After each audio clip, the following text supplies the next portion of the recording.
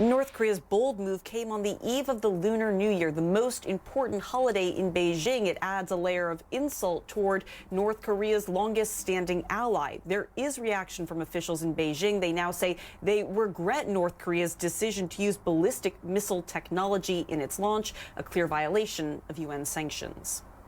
The provocations from Pyongyang keep coming. First, an H-bomb test, now a rocket launch viewed as a ballistic missile test. Enough for a senior Chinese official to make a recent trip to the tiny hermit kingdom to call for restraint.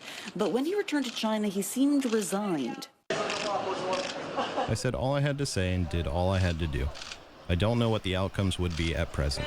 The Chinese have more leverage here than any other country, sharing nearly all of North Korea's northern border.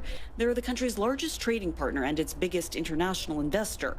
The U.S. believes a tighter squeeze on the North Korean economy could force cooperation. With all due respect, more significant and impactful sanctions were put in place against Iran, which did not have a nuclear weapon, than against North Korea, which does. For its part, China has backed recent UN sanctions against the country, targeting military weapons, luxury goods, and technology. But normal trade with China continues largely unaffected. With the risk of the economic collapse of a neighboring country in the balance, China cautions against taking sanctions too far.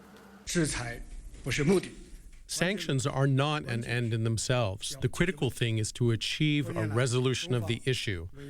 China will act in a responsible manner. In the meantime, we must point out that the new resolution should not provoke tensions that destabilize the Korean peninsula, rather push towards the goal, which is negotiation.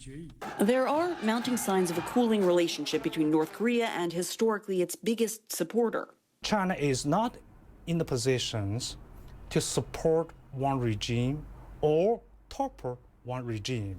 After North Korea's most recent nuclear test, China's President Xi Jinping spoke by phone with South Korea's President Park Geun-hye and U.S. President Barack Obama. President Xi has never met with Kim Jong-un in the 4 years since North Korea's dictator came to power. While officials here in Beijing have expressed regret over North Korea's launch, the question is whether or not that translates into any kind of action. Their statement goes on to say simply that they are calling for calm and restraint from all parties involved, the Chinese reiterating their stance that they believe that negotiations and talks are the best path forward. In Beijing, Alexandra Field, CNN.